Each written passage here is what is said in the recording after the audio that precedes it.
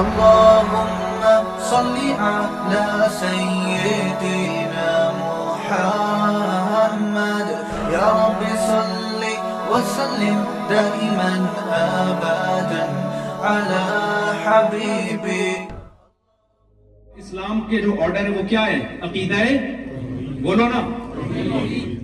تو توحید پہ کوئی کمپرومائز بولو نہیں، ہمیں خدا کے مانتے بس، سب کچھ اسی کے پاس ہے. اس کے بعد جو اسلام کی جو دوسرا جو رکن ہے وہ ہے 5 نمازیں. کتنی نمازیں میرے بھائی؟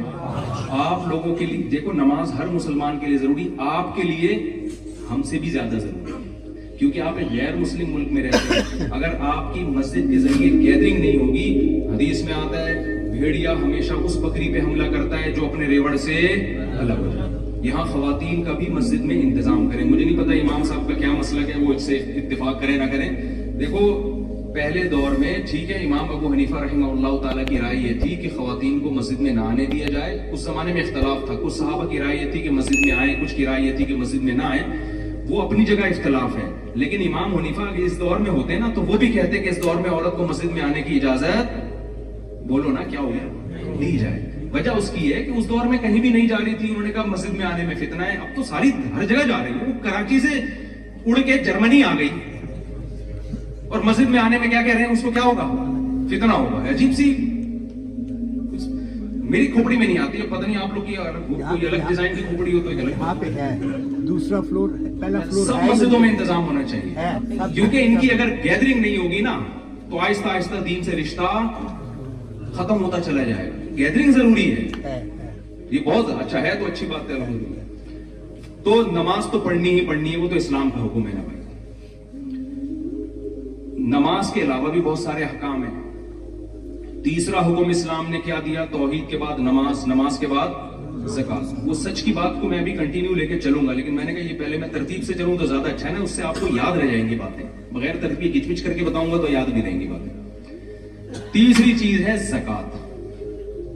زکات کا مطلب صرف زکات نہیں ہے. قرآن میں جہاں بھی اللہ نے نماز کا حکم دیا، ساتھ ساتھ اللہ نے بتایا کہ تتجافى جنوبهم عن المضاجع خوفا وطمعا ومما رزقناهم ينفقون. جو رزق ہم نے ان کو دیا ہے اس میں سے خرچ کرتے رہتے ہیں. یہ ٹاپک اللہ کرے 2 منٹ میں سمیٹ کے میں جلدی لے جاؤں، یہ بہت امپورٹنٹ ٹاپک ہے.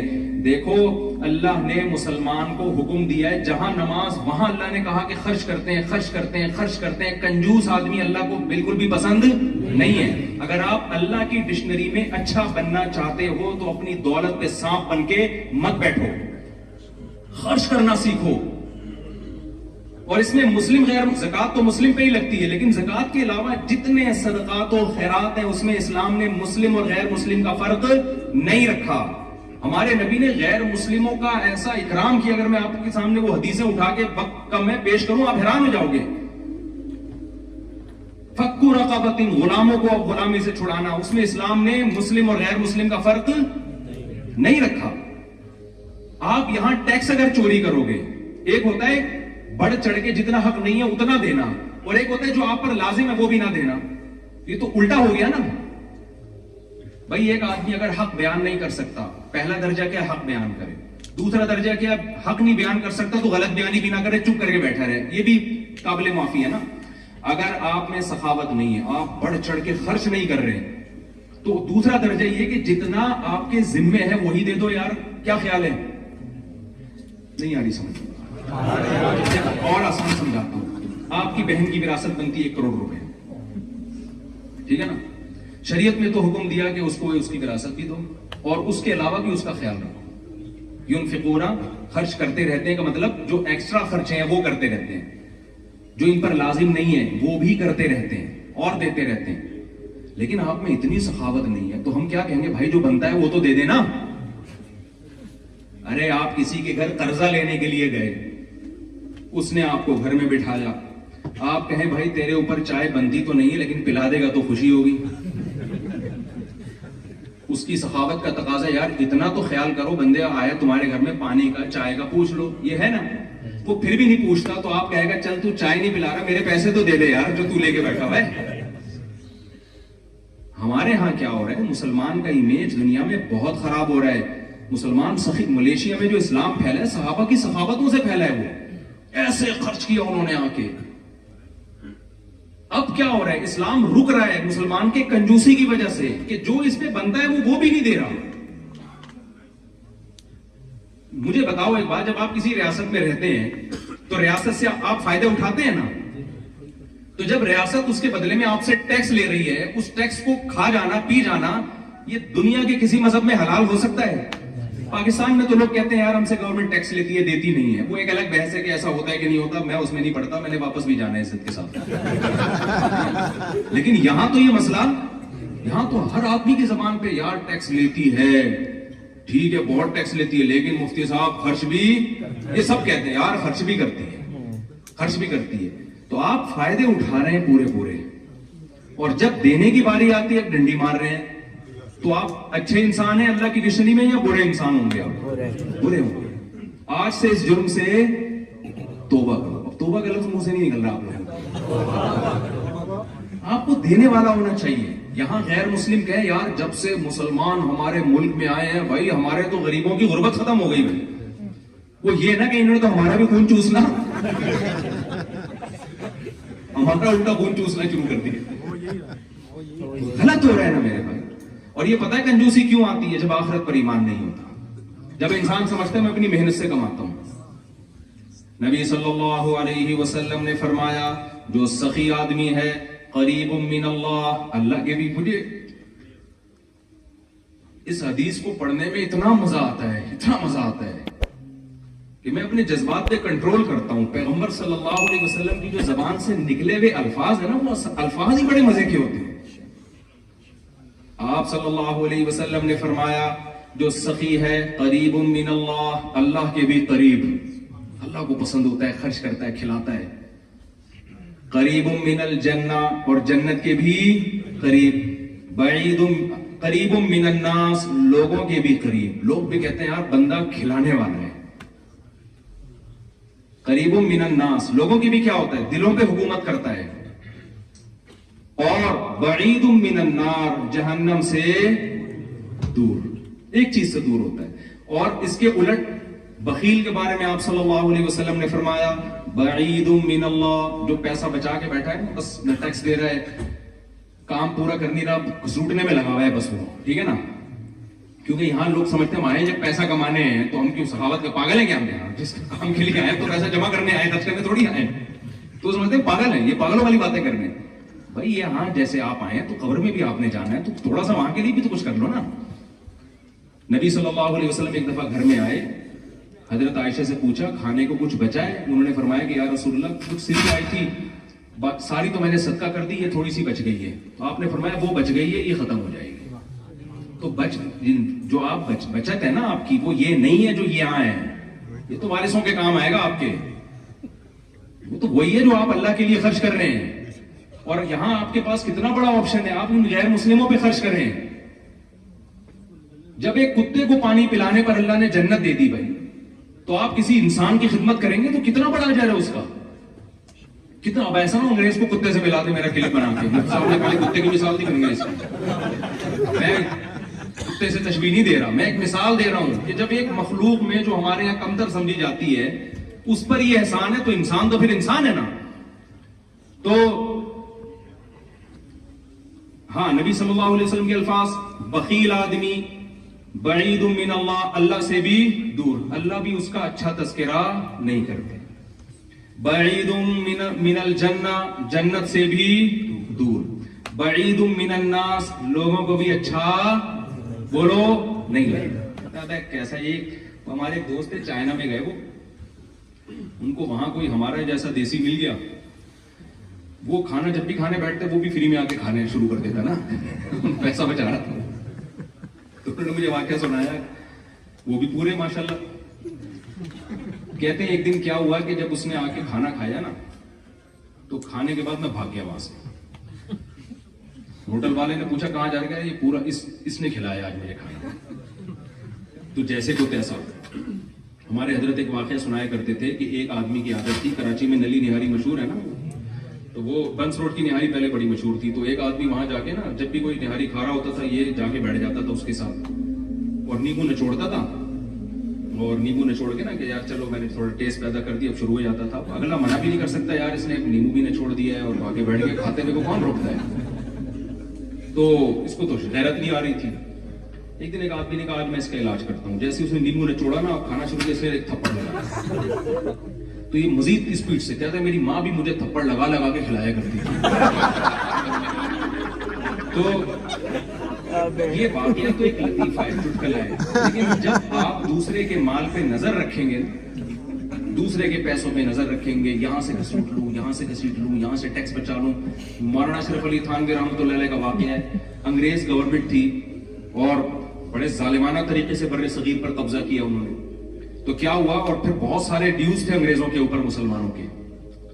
تو کیا ہوا کہ ایک بغیر ٹکٹ کے لفافہ آ گیا. انہوں نے ڈاک سے ٹکٹ خرید کے منگوایا، چپکایا. کسی نے کہا حضرت یہ غیر مسلم کنٹری ہے اور ان کے تو ہم پر ویسے ہی بہت انہوں نے ہمارا وسائل پہ قبضہ کیا ہے، تو آپ اتنا ایک ٹکٹ گورنمنٹ کا اتنا نقصان برداشت نہیں کر رہے. انہوں نے کہا ان غیر اخلاقی حرکتوں سے انسان کو لوٹ کھسوٹ کی عادت بڑھتی ہے. تو میں اس کو جائز، جب ریاست ہے جو جیسی مرضی ہے بھائی، جب لا ہے اس کا قانون ہے کہ بغیر ٹکٹ سفر نہیں کرنا آپ نے، اور ڈاک کا نظام تھا اس پہ ٹکٹ کے بغیر، تو یہ اس لا کو ہم نے کیا کرنا ہے، فالو کرنا ہے. اور ہمارے یہاں بعض لوگوں کا کانسیپٹ یہ ہے کہ ابے یہ تو سب کچھ حلال ہے. وہاں آ کے کہتے ہیں چونکہ پی ٹی آئی کی حکومت تھی تو ان کا سب جے یو آئی والے کے لیے اور مسلم لیگ کے لیے وہ سب کچھ حلال ہے، اور جب جے یو آئی کی حکومت آئی تو پی ٹی آئی والوں کے لیے. سب کی بات نہیں کر رہا، لیکن یہ کانسیپٹ بھی ہے لوگوں کا. بھائی جب کوئی گورنمنٹ بن گئی، صحیح بخاری کی حدیث ہے کہ جب کوئی حکومت آ گئی ہے، یوسف علیہ السلام بتاؤ مسلم اسٹیٹ میں تھے یا غیر مسلم اسٹیٹ میں تھے؟ غیر مسلم اسٹیٹ میں تھے نا. تو غیر مسلم اسٹیٹ میں انہوں نے اس اسٹیٹ کی خدمت کی ہے، اس کی وجہ سے ان کو وہاں تک ترقی ملی ہے. اگر آپ غیر مسلم اسٹیٹ میں شدت پسندی سے کام لوگے، ان کے اگینسٹ چلو گے، تو اسلام زندہ نہیں ہوگا. اس سے آپ بدنام ہو جاؤ گے، اسلام بدنام ہوگا اس سے. تو میں جلدی سے بات کو سمیٹ کے ختم کرتا ہوں. تو نبی صلی اللہ علیہ وسلم نے فرمایا بخیل آدمی اللہ سے بھی دور، جنت سے بھی دور، انسانوں سے بھی دور. اور آپ نے فرمایا قریب من النار، ایک چیز سے قریب ہے، جہنم سے. جہنم کو بڑا اچھا لگتا ہے ایسے اور 4-6 کنجوس سوسائٹی میں پیدا ہوتے. ایک چٹکلا سنا دوں اگر آپ ناراض نہ ہو، تھک نہ گئے ہو نا لوگ، میرا بیان لمبا ہوتا جا رہا ہے. دیکھو ایک کنجوس آدمی کا میں لطیفہ اکثر سناتا ہوں، یہ اپنے دماغ میں رکھا کرو. ایک کنجوس آدمی تھا، اس کے بچے کہتے تھے ابو کبھی دیسی گھی بھی کھلا دیا کرو ہمیں. تو اس نے کہا یار اس کے جیب سے پیسے نہیں کرتے تھے. جیسے میں نے کہا نا سخی آدمی لوگوں کے بھی قریب، تو بیوی بھی ایسے شوہر سے محبت کرے گی نا جو سخاوت کرتا ہے. بچے بھی ایسے باپ سے محبت کرتے ہیں جو سخاوت کرتا ہے. بھائی بھی ایسے بھائی سے محبت کرتے ہیں جو سخاوت کرتا ہے. تو سخاوت کرنے میں سب سے پہلے آپ اپنے خاندان میں محبوب بن جاؤ گے. تو اگر آپ کنجوسی کرو گے تو آپ، وہ ایک خاتون نے اپنے میاں سے کہا، وہ بہت ٹریولنگ ہوتی تھی اس کی نا، تو اپنے شوہر سے کہنے لگی کہ جی میں نے سوچا ہے کہ ہم سوئٹزرلینڈ چلتے ہیں گھومنے پھرنے کے لیے، تو اس پہ کتنا خرچہ آئے گا؟ اس نے کہا کچھ بھی خرچہ نہیں. بڑی حیران ہوئی یار، کوئی ان کا کوئی ٹریول ایجنٹ سے کوئی تعلقات ہیں ان کے. کہتے ہیں خرچہ کیوں نہیں ہے؟ کہہ رہے اس لیے کہ سوچنے پر کوئی خرچہ.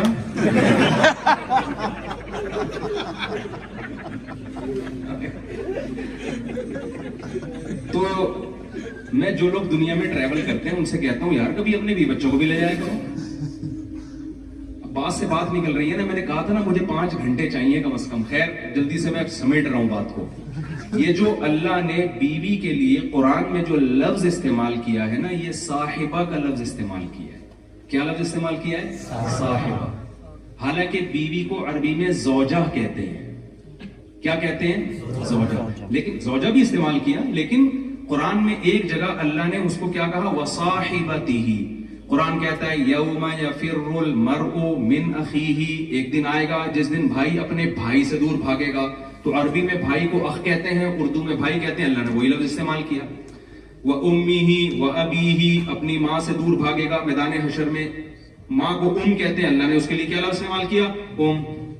وَأَبِيهِ، اپنے باپ سے دور بھاگے گا. باپ کو عربی میں اب کہتے ہیں، اللہ نے اس کو کیا کہا؟ اب کہا. لیکن جب بیوی کی باری آئی تو وَصَاحِبَتِهِ وَزَوْجَتِهِ نہیں کہا کہ زوجہ سے دور بھاگے گا، بلکہ کیا کہا؟ صاحبہ. صاحب عربی میں کہتے ہیں جو آپ کی صحبت میں رہے، ہر وقت آپ کے ساتھ رہے. اس میں اللہ نے بتا دیا کہ لوگ جاب کے لیے جاتے ہیں، ماں باپ سے دور ہو جاتے ہیں، بھائی سے دور ہو جاتے ہیں، تو ان کو اللہ نے صاحب نہیں کہا. بیوی کے لیے اللہ نے ساتھی کا لفظ استعمال کیا ہے. میں اس کو کراچی کی زبان میں کہتا ہوں, اس کا مطلب جب آپ کی شادی ہوئی ہے تو اب بیوی آپ کے ساتھ پھلترو کی طرح چپک گئی ہے. پھلترو سمجھتے ہیں نا, دھاگا نہیں چپک جاتا, آپ یوں ہٹاتے ہیں تو ہاتھ پہ, سردیوں کے دنوں میں نا وہ جو ریشمی دھاگے ہوتے ہیں وہ چپکتے ہیں. آپ یوں ہٹاؤ گے ادھر ہاتھ پہ آ جائے گا, یوں کرو گے ادھر منہ پہ لگ جائے گا, پھر آپ یوں کرو گے تو ناخن پہ چپک جائے گا. تو اب جب آپ کی شادی ہو گئی تو وہ صاحبہ بنا دی اللہ نے. اب آپ جرمنی آؤ گے تو آپ کی وائف آپ کے ساتھ, جرمنی سے موو کرو گے ہالینڈ کی طرف, بیگم آپ کے ساتھ. سوال پیدا ہوتا ہے میرے ساتھ کیوں نہیں؟ جب اتنے فضائل میں بتا رہا ہوں تو میں بھی لے آؤں گا انشاءاللہ, ٹھیک ہے, میں بھی لے آؤں. کوشش کیا کریں جب سفر کریں اس کو ساتھ رکھیں. گرل فرینڈ کی ویلیو لوگوں کے دلوں میں ہے, اسلام میں گرل فرینڈ کی کوئی حیثیت اس رشتے کو ایکسپٹ ہی نہیں کرتا. بیوی کے رشتے کو اسلام بہت پروٹوکول دیتا ہے. ہمارے نبی صلی اللہ علیہ وسلم گلاس میں جس جگہ سے امی عائشہ منہ لگا کے پانی پیتی, حدیث میں آتا ہے آپ اس جگہ کو گھماتے تھے جہاں امی عائشہ کے ہونٹ مبارک لگے ہوتے تھے, وہیں سے پانی پیا کرتے تھے. تو اس کو لفٹ نہیں کرا رہے یار, جو اللہ نے آپ کے لیے بنائی ہے اور ساری دنیا کے لیے آپ کے پاس ٹائم ہے, تو یہ اللہ کی نظر میں اچھا نہیں ہے. دوست تو کہیں گے یار بڑا زبردست آدمی ہے, جب سے آئے ایک دن بھی بیگم کو فون نہیں کیا اس نے, بہت زبردست آدمی, سارا ٹائم ہمارے پاس گزارتا ہے, سارا ٹائم ہمیں دیتا ہے اور پیسہ بھی ہم پہ خرچ کر رہا ہے, لیکن اللہ کی نظر میں اچھا نہیں ہے. تو ہم تو اللہ کی نظر میں بننے والی باتیں کر رہا ہوں. اگر آپ نے وسیم بھائی کی نظر میں بننا ہے تو پھر وسیم سے پوچھے نا, اس سے کیوں پوچھ رہے ہیں کیا خیال ہے؟ مجھے تو آپ نے جو بیان کے لیے بٹھایا ہے اس لیے نا کہ جو اللہ جس کو اچھا کہتا ہے میں وہ باتیں آپ کو بتاؤں. تو تیسرا کام جو میں نے عرض کیا, پہلا ہے توحید, پھر نماز ہے, پھر ہے کیونکہ حج تو زندگی میں ایک بار ہوتا ہے, رمضان بھی کبھی کبھی آتا ہے, تو اس کو میں اتنا ہائی لائٹ نہیں کر رہا. نماز پڑھیں گے تو پھر روزہ رکھ ہی لیں گے آپ انشاءاللہ.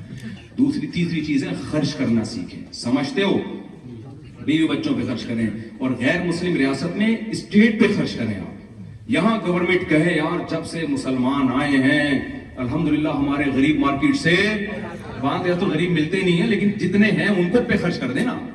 ہانگ کانگ میں گیا, وہاں بڑا اچھا, وہاں مسلمانوں بعض علماء کو گورنمنٹ لیول پہ اتنا پروٹوکول دیا گیا, ان کو حکومت جیلوں میں لے جاتی ہے, وہ جیل کی قیدیوں پہ محنت کر کے ان سے نشہ چھڑواتے ہیں.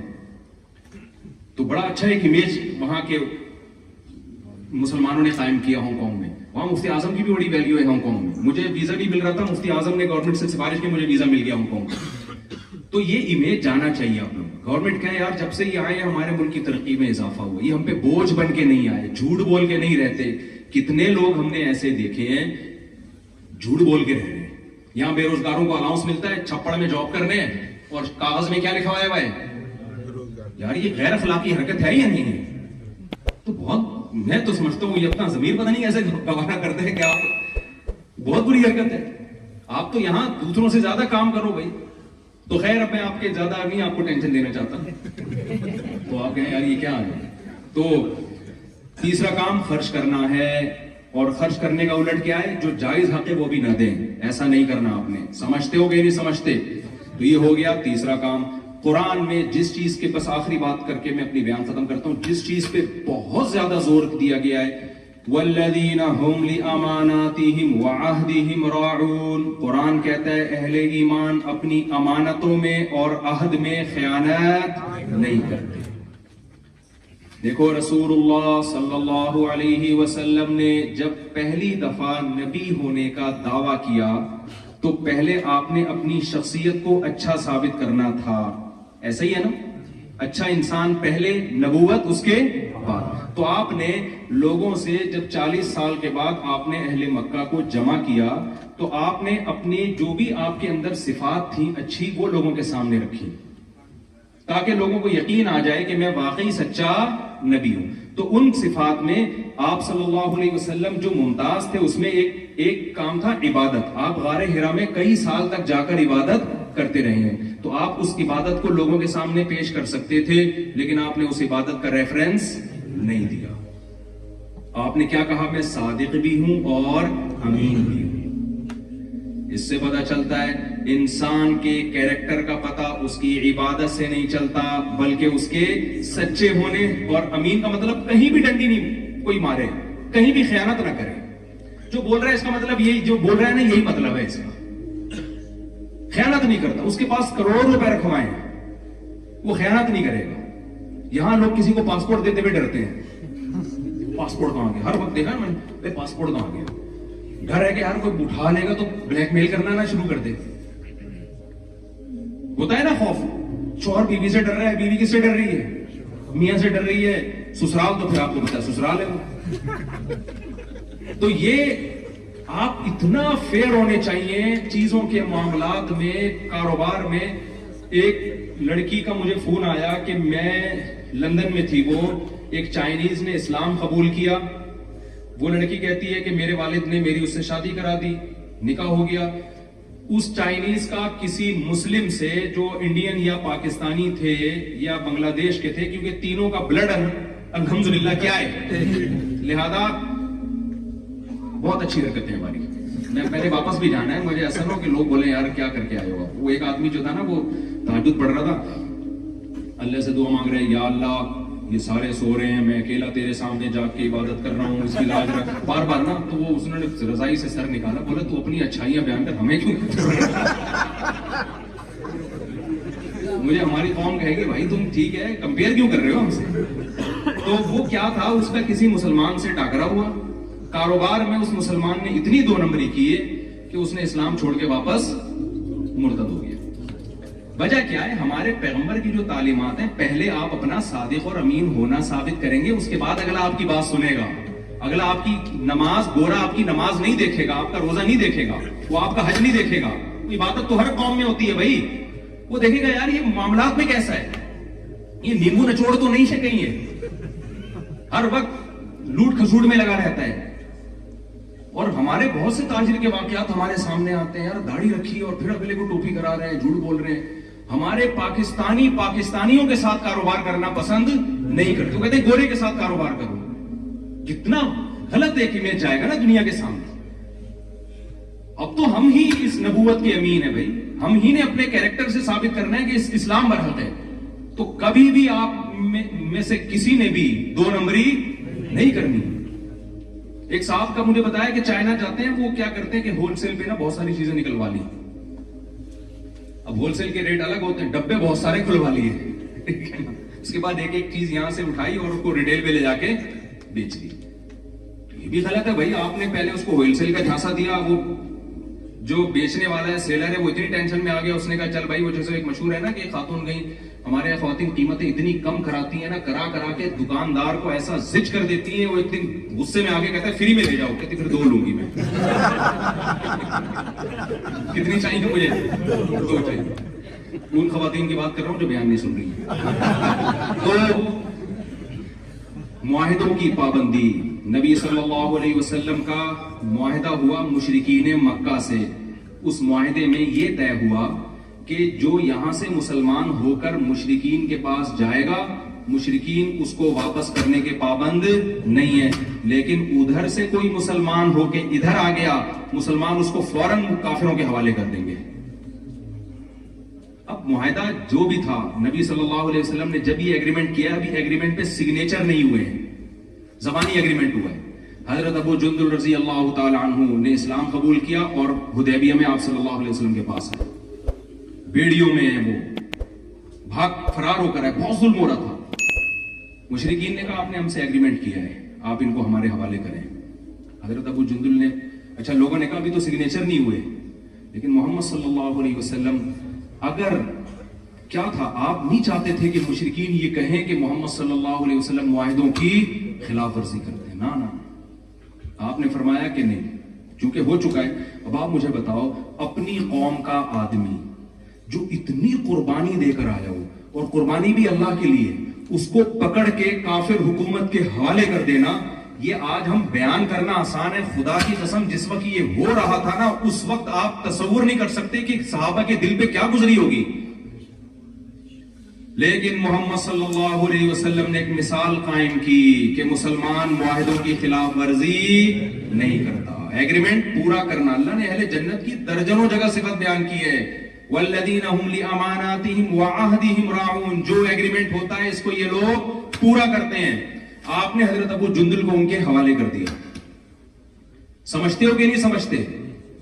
تو زبان بہت آپ کا. یہاں جب آپ آئے ہو نا جرمنی, یہاں بھی آپ کے گورنمنٹ سے کچھ ایگریمنٹ بولتے کیوں نہیں بھائی ہوئے, اور اتنے خطرناک نہیں ہوئے کہ جیسے حضرت ابو جندل کو پکڑ کے آپ حوالے کرتے, اتنے خطرناک نہیں, اس سے بہت ہلکے ہوئے ہوں گے.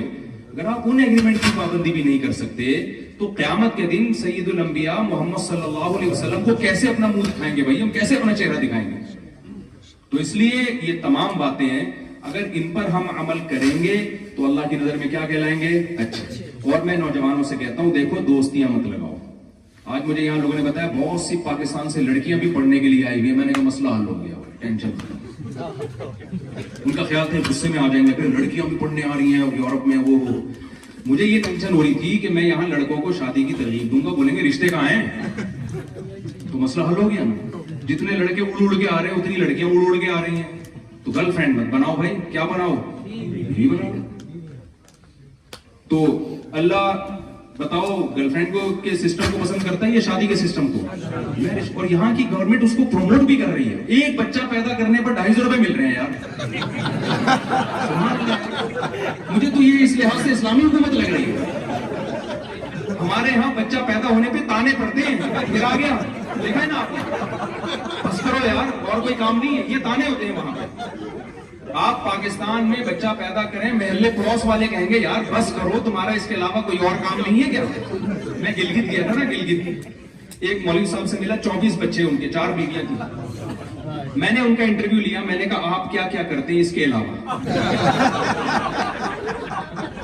دیکھو گا آپ لوگ, اس کے علاوہ آپ اور کیا کیا.